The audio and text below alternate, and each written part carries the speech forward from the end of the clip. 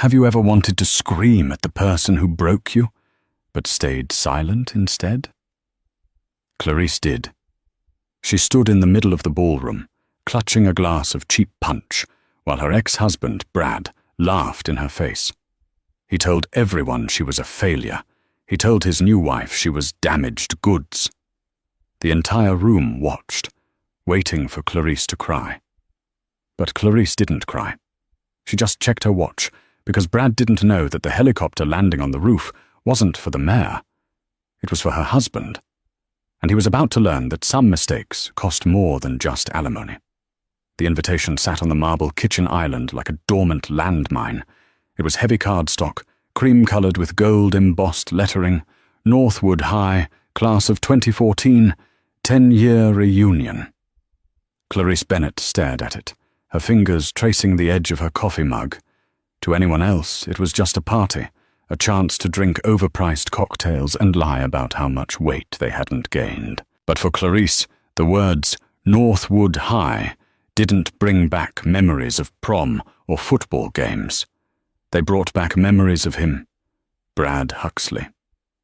Even saying the name in her head made her stomach tighten, a phantom reflex from a life she had supposedly left behind 4 years ago. "You're staring at it again," a deep, amused voice rumbled from the doorway. Clarice looked up, her expression softening instantly. Liam Bennett stood there, leaning against the doorframe of their sprawling Chicago penthouse. He was wearing his running gear, a sheen of sweat on his forehead, his dark hair messy in that way that only made him look more handsome. He didn't look like the CEO of Bennett Global, a conglomerate that owned half the shipping lanes in the Atlantic and a tech portfolio that rivaled Silicon Valley's giants. He just looked like Liam. Her Liam. "I'm not staring," Clarice lied, tossing the invitation into the recycling bin. "I was just thinking about how tragic it is that people actually go to these things." Liam walked over, retrieving the invitation from the bin with a smirk. "Northwood High. The reunion is this Saturday, at the Grand Millennium Hotel." He raised an eyebrow. "Fancy." "It's pretentious," Clarice corrected, taking a sip of her coffee. "And I'm not going." Liam walked behind her, wrapping his arms around her waist and resting his chin on her shoulder. He smelled like cedar and rain. "Why not? You were valedictorian, weren't you?" "Salutatorian," she corrected automatically. "And I'm not going because I don't need to prove anything to people I haven't spoken to in a decade. Especially not him." She didn't have to say the name. Liam knew. When Liam had met Clarice 3 years ago, she was a shell of a person. She was working as a junior archivist in the basement of the city library, wearing oversized sweaters to hide her figure, and speaking in a voice so quiet you had to lean in to hear her. She had just finalized a divorce from Brad Huxley, a man who had spent 5 years systematically dismantling her self-esteem until she believed she was lucky he even looked at her. Brad was the golden boy of Northwood High, the quarterback, the guy with the $1 million smile and the 10-cent soul. Clarice had been the quiet scholarship kid he picked out of obscurity. She thought it was a fairy tale. It turned out to be a cautionary tale. "Clarice," Liam said softly, turning her chair so she faced him. His eyes, usually sharp and calculating in the boardroom, were incredibly gentle. "You are not that woman anymore. You are Clarice Bennett. You run the Bennett Foundation. You just closed a deal to build schools in 3 different countries. You are the strongest person I know." "I know," Clarice whispered, looking down at her hands. No ring on her finger. She hated wearing jewelry at home. But the phantom weight of her old, cheap wedding band sometimes still felt heavy. "But when I think about him, I don't feel like Clarice Bennett. I feel like Clarice Jenkins, the girl who apologized for taking up space." "Then maybe you need to go back," Liam said, his voice firm. "Not to show off, not to brag, but to bury Clarice Jenkins properly. Go back and walk through that room and realize that they can't hurt you anymore." Clarice laughed, a dry, humorless sound. "Brad will be there. He never misses a chance to be the center of attention. and I heard he married Tiffany Banks, you know, the girl who made fun of my shoes in 10th grade. Tiffany Banks, Liam mused. Is that the one who sells the pyramid scheme diet shakes on Instagram? Clarice snorted. That's the one. Look, Liam said, kissing her forehead. I have to fly to Tokyo tonight for the merger meeting. I won't be back until late Saturday night. But if you want to go, you should go. Take the jet. Stay in the presidential suite. Remind yourself how far you've come. I don't need the jet, Clarice said, shaking her head. If I go, I want to go as myself. Just Clarice. I don't want to hide behind the Bennett money. If I can't face them without your credit card, then I haven't really healed, have I? Liam smiled, a dangerous glint in his eye. Fair enough, but promise me one thing. If anyone disrespects you, you call me. I can handle Brad Huxley, Clarice said, though her heart hammered against her ribs. I know you can, Liam said, but I like handling things too. The Grand Millennium Hotel was trying too hard. That was Clarice's first thought as she walked through the revolving glass doors on Saturday night. The lobby was drowning in faux gold leaf and oversized chandeliers that looked like they were compensating for something. Clarice checked her reflection in a mirrored pillar. She had stuck to her word. She wasn't wearing the custom Dior gown hanging in her closet, nor the vintage sapphire necklace Liam had bought her for their first anniversary. She wore a simple, elegant black dress she'd bought off the rack at a department store 2 years ago. It fit her perfectly, modest but flattering, hugging her waist and falling to her knees. Her hair was down, loose waves framing a face that wore very little makeup. On her feet were sensible black heels, no diamonds, no designer logos. To the untrained eye, she looked like a regular middle-class woman, maybe an office manager or a teacher. To the eyes of the Northwood High class of 2014, she probably looked exactly like what they expected. Clarice Jenkins, the girl who never quite made it. She took a deep breath, clutching her small black clutch. Just 1 hour, she told herself. Say hello to Chloe, drink a glass of water, and leave. She handed her ticket to the attendant and pushed open the double doors to the grand ballroom. The noise hit her first, a wall of laughter, clinking glasses, and a DJ blasting a remix of a song that was popular when they were 17. The room was packed. Balloons in the school colors, blue and gold, floated aimlessly against the ceiling. Clarice navigated the crowd, keeping her head low. She recognized faces, though time had been kinder to some than others. There was Mike, the class clown, now balding and talking loudly about Bitcoin. There was Jenny, the prom queen, showing photos of her toddlers to a trapped audience. Clarice? Oh my God, Clarice Jenkins! Clarice froze. She turned slowly to see a woman in a neon pink dress rushing toward her. It was Chloe Danvers, her one true friend from high school. They had drifted apart during Clarice's marriage to Brad, mostly because Brad didn't like Chloe. She's too loud, Clarice. She embarrasses me. But they had exchanged Christmas cards recently. Chloe, Clarice smiled, genuine warmth flooding her chest. Chloe enveloped her in a hug that smelled of white wine and expensive perfume. I didn't think you'd come. You look so calm. You look great. You look amazing, Chloe, Clarice said, pulling back. Chloe was a successful real estate agent now, and she looked the part, confident, glowing. I heard about the divorce, Chloe said, lowering her voice, her eyes scanning Clarice's face. Best thing you ever did, honey. Brad was a suffocating anchor. I hope you took him for everything he had.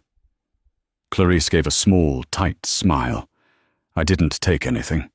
I just wanted out. Typical Clarice, Chloe sighed, handing her a glass of champagne from a passing tray. Too nice for your own good. Well, brace yourself. The king and queen of the prom are holding court over by the bar. Clarice's gaze involuntarily drifted to the far end of the room. And there he was. Brad Huxley hadn't changed, and yet he had changed entirely.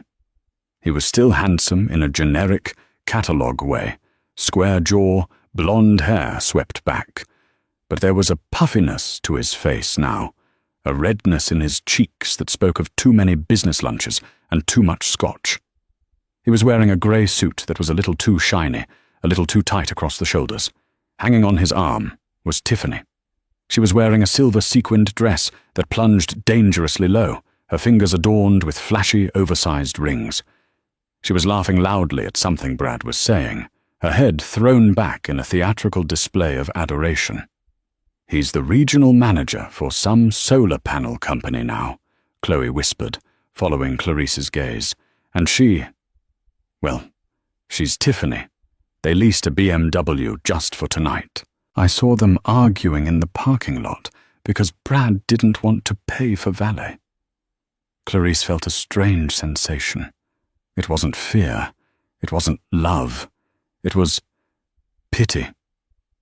"I'm fine, Chloe," Clarice said, and she was surprised to find she meant it. "They look happy. They look like they're drowning in debt and denial," Chloe snorted. "Come on, let's go get some food. The crab cakes are actually decent." They turned to walk towards the buffet, but fate, it seemed, had a sense of humor. The music died down for a speech, and in the sudden drop in volume, a voice boomed across the room. "Well, well, well, look what the cat dragged in." The hair on the back of Clarice's neck stood up. She didn't turn around. She didn't have to. "Clarice!" Brad's voice was jovial, but with that sharp, mocking undertone she knew so well. "Don't run away now. It's been what? 4 years?" The chatter in the immediate vicinity died down. People loved a train wreck, and everyone at Northwood High knew the saga of Brad and Clarice, the golden boy and the mouse. The divorce had been quiet, but the rumors hadn't been. Clarice turned slowly. She kept her face neutral, her posture straight. "Hello, Brad." Brad walked over, Tiffany clicking along beside him. He held a tumbler of whiskey, swishing it around as he looked Clarice up and down. His eyes lingered on her simple black dress, her lack of jewelry. A smirk curled the corner of his lip. "You look healthy," Brad said, the word sounding like an insult. "Simple, very you." "Hi, Clarice," Tiffany chimed in, her voice high and scratchy. She looked at Clarice's dress with open disdain. "Is that wool? It's a little warm for wool, isn't it? But I guess you have to wear what you have." A few people nearby tittered nervously. "I'm comfortable, thank you," Clarice said, her voice steady.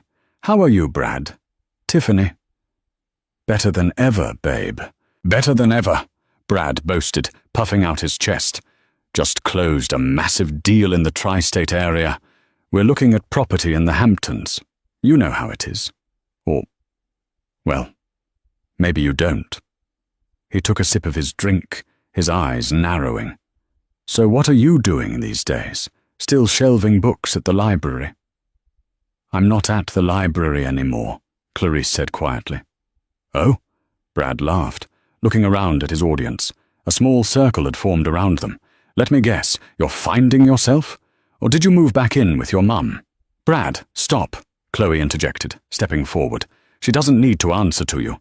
"Relax, Chloe, we're just catching up," Brad said, waving a hand dismissively. He took a step closer to Clarice, invading her personal space. The smell of cheap cologne and stale alcohol wafted off him. "You know, Clarice," he said, lowering his voice to a mock whisper that everyone could still hear, "I actually felt bad for you after you left. I told Tiff, poor girl is going to get eaten alive in the real world without me. I mean, look at you. You look tired. Are you eating enough? You know, if you need a loan, I can probably write a check, for old time's sake." Clarice felt the heat rise in her cheeks, not from embarrassment, but from anger. This man, who had once made her check the receipts for grocery shopping to ensure she hadn't spent too much on milk, was offering her charity to humiliate her. "I don't need your money, Brad," Clarice said, her voice hardening. "Everyone needs money, Clarice." Brad laughed, throwing his arm around Tiffany, "especially when you're pushing 30 and showing up to a reunion in a dress from the discount bin." "Don't be proud. It's pathetic." "She's not pathetic," Chloe shouted, but Clarice put a hand on Chloe's arm to silence her. Clarice looked Brad in the eye. The room was silent now. The DJ had paused the track. Everyone was watching. "Is that all, Brad?" Clarice asked calmly. "Did you get it all out of your system?" Brad's smile faltered for a second. He expected tears. He expected her to run. He didn't expect the icy calm in her eyes. It annoyed him. "I'm just trying to help," Brad sneered, his voice getting louder, more aggressive. "You walked out on me, remember? You walked out on the best thing that ever happened to you. And look at where it got you. You're nobody. You're nothing. You're just Clarice." He leaned in, his face inches from hers. "Admit it. You made a mistake." Clarice stared at him. For a moment, she saw the boy she had loved, but mostly she saw a small, insecure man terrified of his own mediocrity. "I made many mistakes, Brad," Clarice said, her voice done, clear and ringing through the silent ballroom. "But leaving you wasn't one of them." Brad's face turned a blotchy shade of red. He opened his mouth to retort, to yell, to shatter her composure, when a low, rhythmic, thumping sound began to vibrate through the floor. It started faint, then grew louder. The silverware on the tables rattled. The chandeliers tinkled. "What is that?" someone asked. "Sounds like a helicopter," someone else said. Brad frowned, looking at the ceiling. Who the hell is landing a chopper on the hotel roof? It's Saturday night. The double doors to the ballroom, the ones at the main entrance, suddenly burst open. But it wasn't a guest. 4 men in dark suits, wearing earpieces, walked in. They moved with military precision, scanning the room. They weren't hotel security. They were high-level private protection. The music stopped completely. The crowd parted like the Red Sea. Brad scoffed. "Great. Probably some rapper or some tech nerd trying to show off." "Hey!" he shouted at the lead security guard. "We have this room booked. Private event." The guard ignored him completely, speaking into his wrist microphone. "Target located. Secure." Then a man walked in. He was tall, over 6'2", wearing a tuxedo that cost more than Brad's car. It was midnight blue, tailored to perfection. He didn't walk. He strode, with an air of authority that sucked the oxygen out of the room. He had dark hair, piercing eyes, and a jawline that could cut glass. It was Liam Bennett. The room gasped collectively. Everyone knew who Liam Bennett was. He was on the cover of Forbes last month. He was the man who had just bought the Chicago skyline, practically. Brad's jaw dropped. Tiffany looked like she might faint. Liam didn't look at the crowd. He didn't look at the security guards. He didn't look at Brad. His eyes locked onto Clarice. His expression, previously cold and intimidating, melted into a look of pure, apologetic adoration. "Clarice," Liam called out, his voice deep and smooth, carrying effortlessly across the room. He walked straight toward her, ignoring the stunned onlookers. He stopped right in front of her, right where Brad was standing. Brad actually took a stumbling step back, intimidated by the sheer presence of the man. Liam reached out and took Clarice's hand, kissing her knuckles. "I'm so sorry I'm late, my love," Liam said, and the silence in the room was deafening. "The meeting in Tokyo wrapped up early, and I had the pilot divert the chopper here. I didn't want you to have to drive home alone." He looked up, finally acknowledging the people around them. His eyes landed on Brad, cold and unrecognizable from the warmth he had just shown Clarice. "I hope," Liam said, his voice dropping an octave, "that no one has been bothering my wife." The word wife hung in the air like a guillotine blade that had just dropped, severing the noisy, humid atmosphere of the ballroom from the reality everyone thought they knew. For a solid 10 seconds, nobody moved. The DJ, who had been hovering over his laptop, ready to drop the next beat, took his hands off the mixer. The bartender stopped shaking a martini. Even the condensation dripping off the ice sculpture seemed to pause. Brad Huxley blinked. It was a slow, confused blink, like a computer trying to process code that didn't match its operating system. He looked at Liam Bennett, the impeccably tailored tuxedo, the Swiss watch that cost more than Brad's parents' house, the sheer, undeniable aura of power. And then he looked at Clarice. Clarice in her off-the-rack black dress. Clarice who drove a Honda Civic when they were married. Clarice who used to clip coupons on Sunday mornings because Brad told her that her little library job didn't contribute enough to the household. His Clarice. The disconnect in Brad's mind was violent, but for Clarice the silence was a canvas, and her memory began to paint upon it.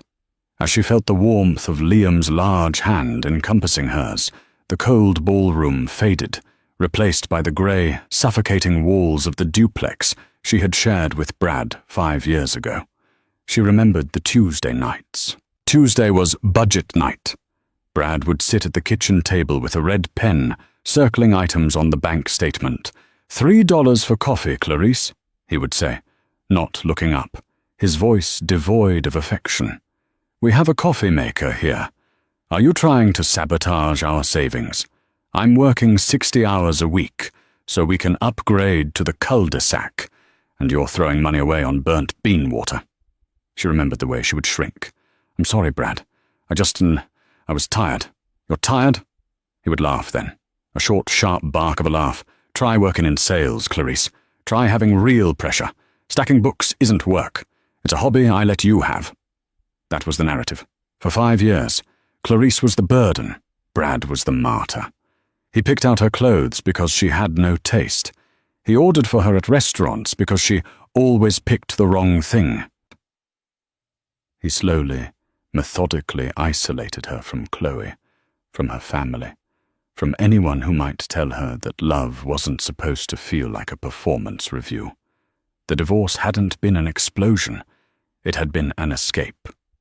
She had waited until he went on a boys' trip to Vegas, a trip he claimed he deserved for dealing with her moods. And she had packed 2 suitcases. She didn't take the furniture. She didn't take the wedding gifts. She took her clothes, her books, and her dignity. She remembered the first month alone, eating instant noodles on the floor of a studio apartment that smelled like damp plaster. She had $0 in her savings account because it was a joint account that Brad controlled. She was terrified. And then she met Liam. It wasn't a fairy tale meeting. She wasn't wearing a ball gown. She was in the basement of the Chicago Public Library, wearing a dust mask, trying to restore a water-damaged 19th century map. Liam had come down with the library director. He was the donor funding the restoration wing. He hadn't looked at her like she was a project. He hadn't looked at her like she was damaged goods. He had looked at her hands, stained with ink and preservation fluid, and asked, "How do you have the patience to save something so fragile?" She had looked up, startled, and said, "Because it deserves to be seen for what it was, not just for how it's been broken." That was it. That was the moment. He didn't save her financially. Not at first. He waited. He asked her to coffee. He listened to her talk about history, about art, about her dreams of starting a foundation for literacy. He let her pay for her own coffee, even though she knew he was a billionaire because he understood that she needed to pay. He respected her autonomy in a way Brad never had. When he proposed 2 years later, it wasn't with a public spectacle. It was in their living room, quiet and private.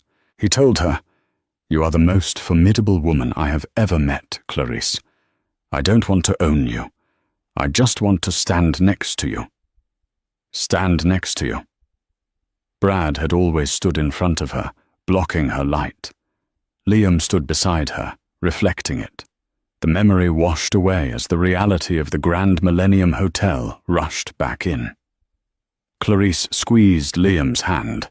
She wasn't that scared girl in the duplex anymore. She was Clarice Bennett, and the man holding her hand wasn't a savior. He was her partner. She looked at Brad. The pity she felt earlier had evaporated, replaced by a cold, hard clarity. "Brad," Clarice said, breaking the silence. Her voice was steady, no longer whispering. "I think you have some catching up to do." The spell broke. The murmurs started, low at first, then rising like a tidal wave. Did he say wife? Is that really Liam Bennett? No way. That's Clarice Jenkins. Brad's face went through a kaleidoscope of colours. Pale, then red, then a sickly shade of purple. He let out a strangled laugh, desperate to regain control of the narrative he had been spinning all night. "Wife?" Brad choked out, gesturing wildly with his whiskey glass, sloshing amber liquid onto his shiny grey suit. Okay, good one. Is this a prank? Did Chloe hire an actor? Because this," he pointed a shaking finger at Liam, "this is rich. Clarice, you can't afford a guy like this." Tiffany Banks, standing next to Brad, wasn't laughing. Her eyes were wide, fixed on Liam. She followed celebrity gossip religiously. She knew the jawline. She knew the suit. She knew that the security detail standing by the doors wasn't for show. "Brad!" Tiffany hissed, tugging on his sleeve. "Brad, shut up! That's him! That's really him!" "Shut up, Tiff!" Brad snapped, pulling his arm away. He took a step toward Liam, puffing his chest out. The height difference was comical. Brad was 5'10" on a good day. Liam was 6'2" of broad-shouldered indifference. "Look, buddy, I don't know who you think you are, crashing a private event." "I didn't crash it," Liam interrupted. His voice wasn't loud, but it had the timbre of a cello, deep, resonant, and commanding absolute attention. "I bought the hotel." Brad froze. "What?" "The Grand Millennium," Liam said casually, as if discussing the weather. "I acquired the parent hospitality group 3 weeks ago. We're rebranding in the spring, so technically I'm not crashing. I'm inspecting the premises." Liam finally turned his full attention to Brad. It was a look of such withering dismissal that Clarice almost felt sorry for her ex-husband. Almost. "And you must be Brad," Liam said. He didn't offer a hand to shake. "Clarice has told me very little about you." "Oh, I bet she has," Brad sneered, trying to find his footing. He fell back on his old tactic. Aggression. "She probably told you I was the bad guy, right? Played the victim? She's good at that, crying her way into a rich man's wallet." The crowd gasped. Chloe stepped forward, fists clenched, but Clarice held up a hand. She didn't need Chloe to fight this. Liam's expression didn't change, but the temperature in the room seemed to drop 10 degrees. He released Clarice's hand gently and took one step closer to Brad. The security guards at the door tensed, ready to move, but Liam signaled them to stay back with a slight twitch of his finger. "You misunderstand," Liam said softly. "She didn't tell me you were a bad guy. That would imply you were a villain of substance. She told me you were small. She told me you counted her pennies while spending her joy. She told me you made her feel worthless to make yourself feel tall." Liam leaned down, his voice dropping to a dangerous whisper that the silent room strained to hear. "But here is the thing you need to understand, Brad. Clarice didn't cry her way into my wallet. We have a prenuptial agreement," Brad smirked, looking around at the crowd triumphantly. "Ha! See? I knew it! He's protecting his assets. She gets nothing." "No," Liam corrected, his voice hardening like steel. "The prenup protects her assets from me." Brad frowned. "What?" "Clarice is the chairwoman of the Bennett Foundation," Liam announced, his voice projecting to the back of the room. "She manages an endowment of $400 million dedicated to global literacy and education. She sits on the board of 3 major museums.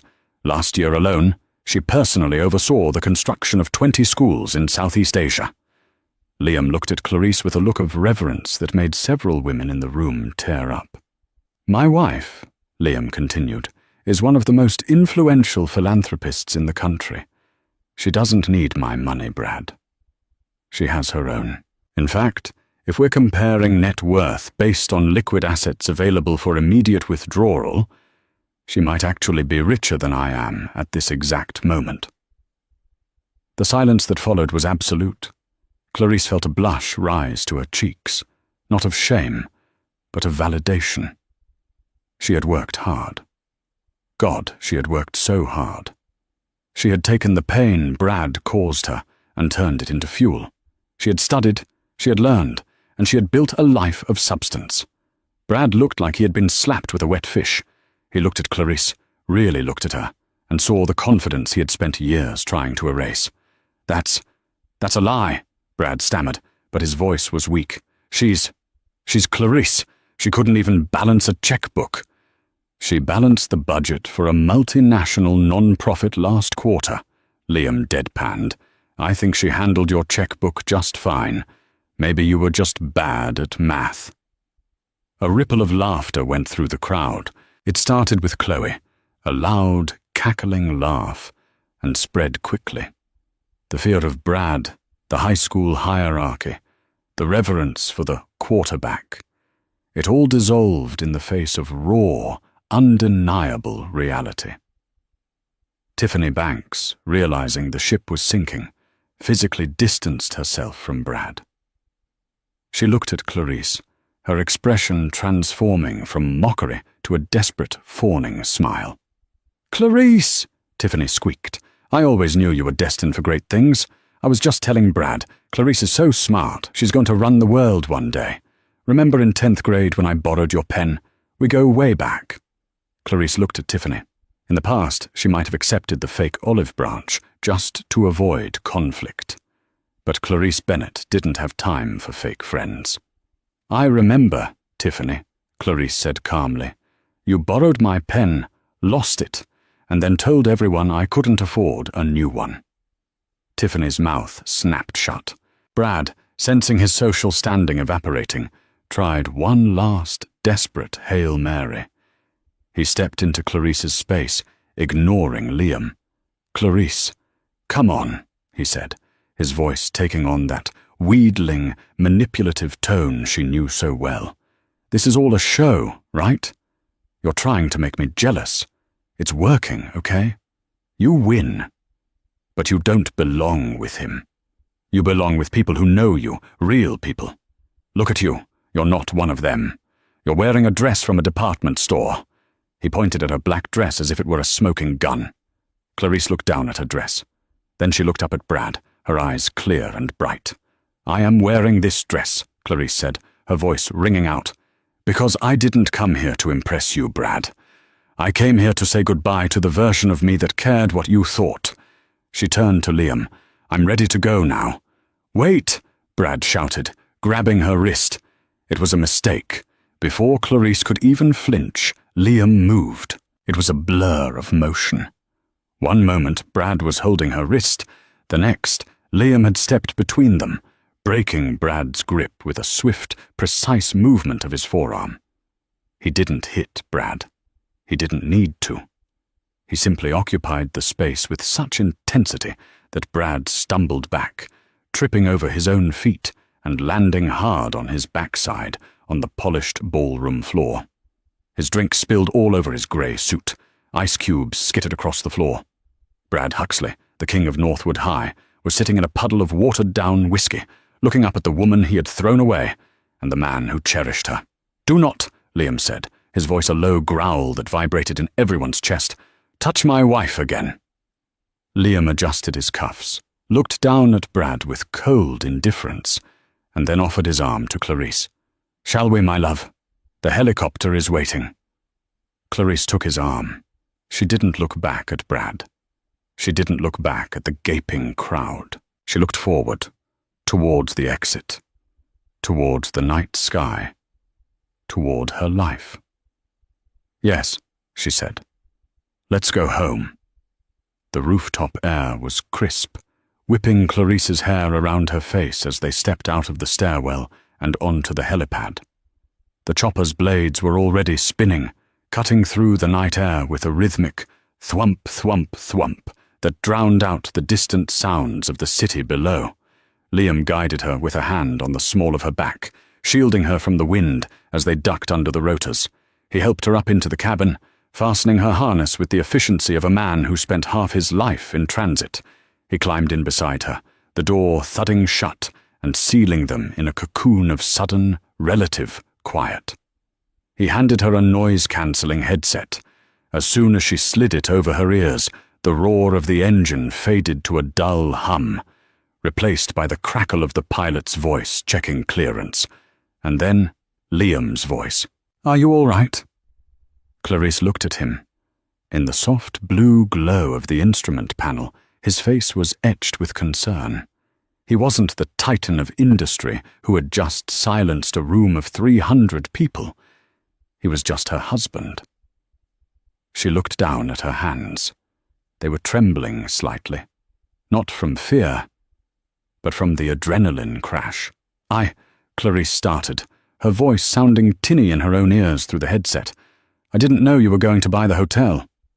Liam chuckled, a low, warm sound. "I didn't plan to, but when my security team told me Brad was making a scene, well, I decided I didn't want him having the satisfaction of banning us from the premises. It was a strategic acquisition. The portfolio was undervalued anyway." The helicopter lifted off. The stomach-dropping sensation of ascent washed over her. Clarice watched through the window as the Grand Millennium Hotel and the ballroom filled with her past shrank into a tiny, insignificant rectangle of light. The cars in the parking lot looked like toys. The people were invisible. It felt... Clarice paused, searching for the word. It felt like waking up. Liam reached across the console and took her hand, his thumb tracing the back of her palm. "You were incredible down there, Clarice. You stood up to him before I even walked in the door. I saw it on the security feed from the car. You didn't need me to save you." "I know," Clarice said, and realized it was true, "but it was really nice that you did." She leaned back against the leather seat, watching the Chicago skyline sprawl out beneath them like a circuit board of gold and diamonds. "He looked so small," Clarice whispered. "For years, he was this giant in my head. A monster who controlled everything. What I ate, what I wore, what I thought. But tonight, he was just a sad man in a wetsuit." "Perspective is a powerful thing," Liam said. "He hasn't changed. You have. You've outgrown the cage he built for you." Clarice turned to look at him. "You called me the chairwoman. You told them about the schools." "I told them the truth," Liam said simply. "I wanted them to know who you really are. Not Mrs. Huxley, not Mrs. Bennett, but Clarice, the woman who builds futures." Tears pricked Clarice's eyes. She had spent so long thinking her value lay in how well she could shrink to fit someone else's expectations. Liam loved her because she refused to shrink. "Thank you," she said softly. "Don't thank me," Liam replied, bringing her hand to his lips. "But I do have one question." "What?" "Did you really want to stay for the crab cakes?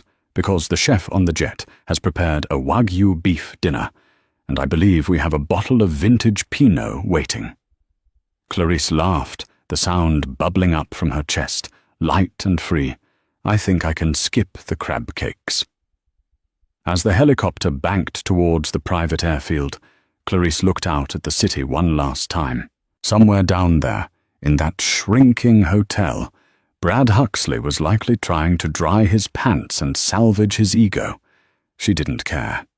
He was a memory, a lesson, a ghost. She turned her attention back to the man beside her, the man who saw her as a partner, not a possession. "Let's go home, Liam," she said. "I have some new maps I want to show you." While Clarice was soaring at 3,000 feet, sipping vintage Pinot Noir, Brad Huxley was experiencing a very different kind of descent. The ballroom at the Grand Millennium was in chaos. The music hadn't started back up. The vibe had shifted from a celebration to a crime scene of social suicide. Brad scrambled to his feet, slipping slightly on the ice cubes that had spilled from his drink. His grey suit was soaked through the seat, leaving a dark, unmistakable stain that looked suspiciously like he had had an accident of a different kind. "It was a stunt!" Brad shouted to the room, his voice cracking. "Don't you get it? It's a paid actor. That wasn't Liam Bennett. Clarice hired him." But nobody was listening to Brad anymore. They were all looking at their phones. Specifically, they were looking at Chloe Danvers' phone. Chloe had been recording. Of course she had. She had started filming the moment Brad began his "Poor Clarice" speech, intending to show it to Clarice later, as proof of what a jerk he was. She hadn't expected to capture the most viral moment of the year. She had hit upload to TikTok and Instagram Reels before Liam and Clarice had even cleared the doorway. Caption: ex-husband tries to shame his ex-wife for being poor. Then her billionaire husband walks in, #karma, #Liam Bennett, #boss bitch, #wait for the end. Within 10 minutes, the video had 50,000 views. Within 20 minutes, it had 1 million. "Brad," Tiffany hissed, scrolling through her phone with trembling fingers. "Brad, we have to go, now." "Why?" Brad snapped, trying to wipe the whiskey off his jacket with a cocktail napkin. "I'm not leaving. I'm the victim here. He assaulted me." "Brad, look." Tiffany shoved the phone in his face. The comments were rolling in so fast they were a blur. *user 123. Did that guy just make fun of her dress? Who is this clown? *Clarice fan. OMG, that is Liam Bennett. I recognize him from the tech summit. *Justice Serve. The way he sat down. *Investigator 99. Wait, isn't that Brad Huxley? The guy who works for Solar Edge Dynamics? I recognize him from their ads. *Sleuth King. At Solar Edge Dynamics, you guys employ this bully? Not a good look. Brad's face went white. They know where I work.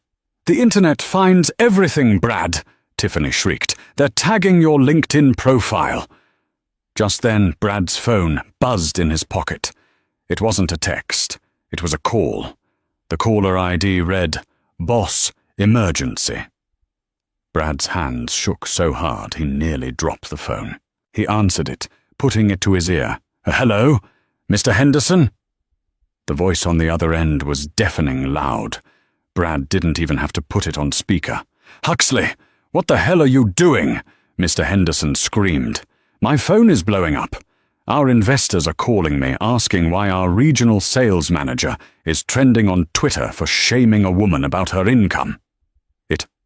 It's a misunderstanding, sir," Brad stammered, sweat pouring down his face. "It's taken out of context. Out of context. I just watched you tell a woman she's nothing because she's wearing a department store dress. Do you know who our demographic is, Huxley? Middle-class families. People who shop at department stores. You just insulted our entire customer base in 4K resolution." "Sir, I can fix this." "You can't fix this," Henderson barked. "We are launching a new green energy initiative next week. We cannot have your face attached to this brand. I want your company car returned to the lot by Monday morning. You're done." Fired? Brad gasped. But the Hamptons deal. The commission. There is no commission, Huxley. You're fired for cause. Gross misconduct and damaging the company reputation. Don't come in on Monday. Security will mail you your box.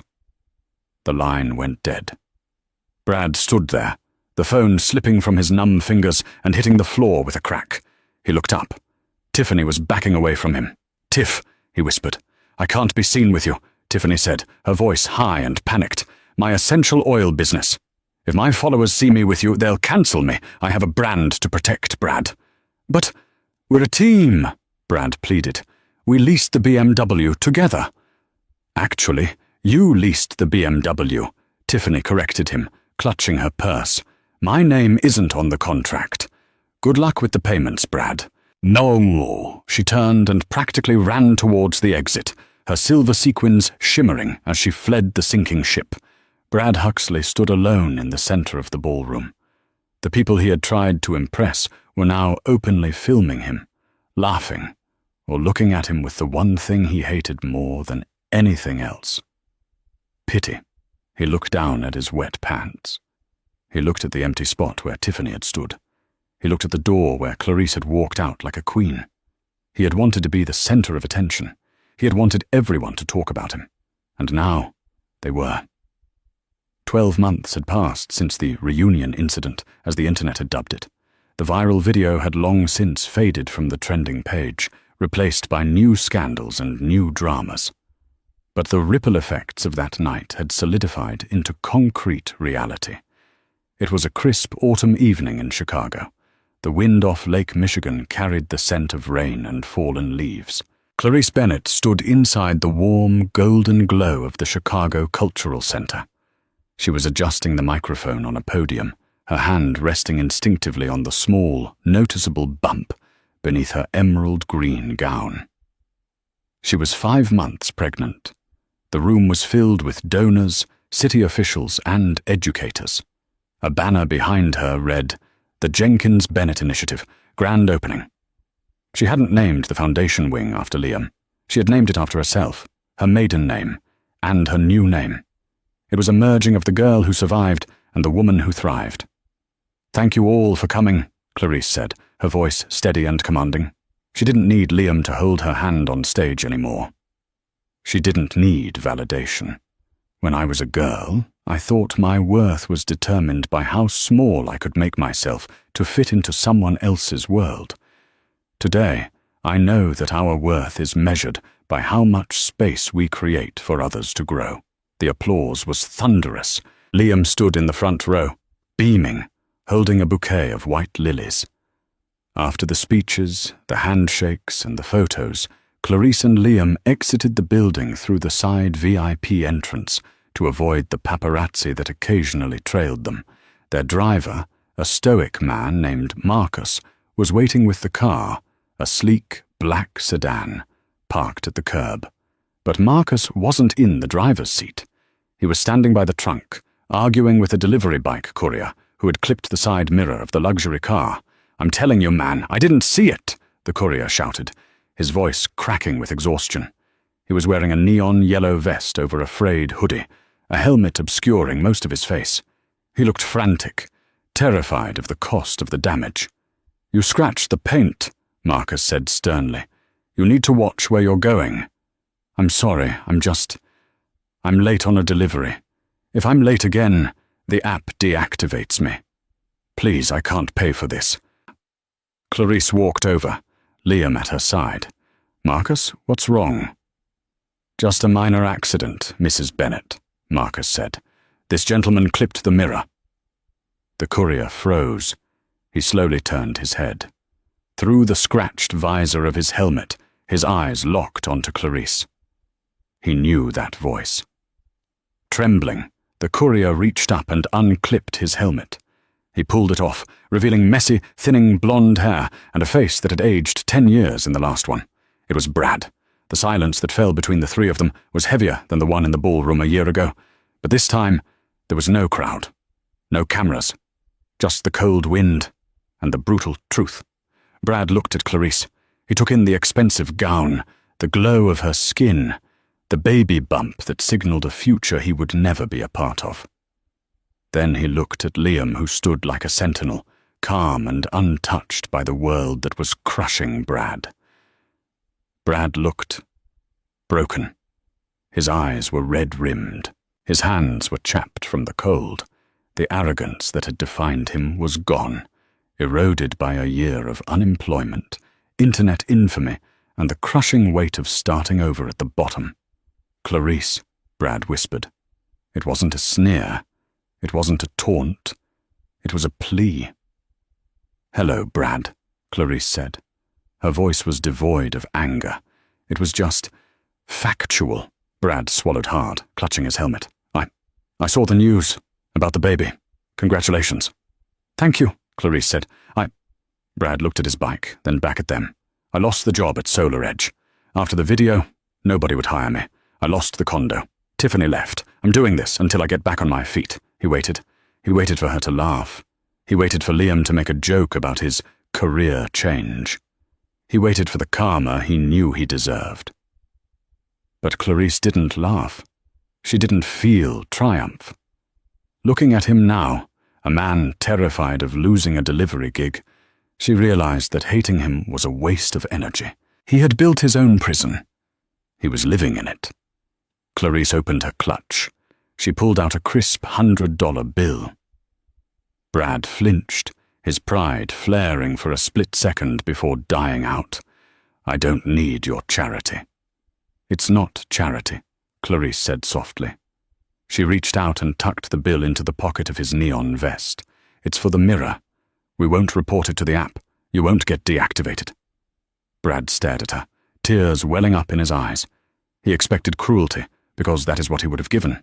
The kindness broke him more than any insult could have. "Why?" he choked out. "After everything I said to you." Clarice looked at Liam, then back at Brad. She smiled, and it was a smile of total, absolute freedom. "Because, Brad," she said, "I'm happy, and happy people don't need to destroy others to feel good." She turned to Liam. "Ready?" "Always," Liam said. He opened the car door for her, helping her in with the same reverence he had shown in the ballroom. As the car pulled away, Clarice didn't look back. Brad stood alone on the curb, the $100 bill burning a hole in his pocket. He watched the taillights of the life he could have had disappear into the Chicago night. The snow began to fall, cold and biting. He put his helmet back on, mounted his bike, and pedaled into the dark. He finally understood the twist he never saw coming. Clarice was never the diamond in the rough. She was the diamond. He was just the rock that had been hiding her shine. And now, he was just gravel on the road she left behind. And that is how Clarice Bennett turned her tragedy into a triumph. She didn't get revenge by ruining Brad's life. She got revenge by living her own life to the fullest. Brad learned the hard way that when you try to bury someone, you have to be careful, because sometimes you're just planting seeds. Clarice's story is a reminder to all of us. Your value doesn't decrease based on someone's inability to see your worth. Don't let a Brad keep you in the shadows. If you enjoyed this story, please hit that like button. It really helps the channel grow. And tell me in the comments, have you ever had an ex try to crawl back after you became successful? What did you do? I read every comment. Don't forget to subscribe and ring the bell so you don't miss the next story. Until next time, remember, the best revenge is just being happy.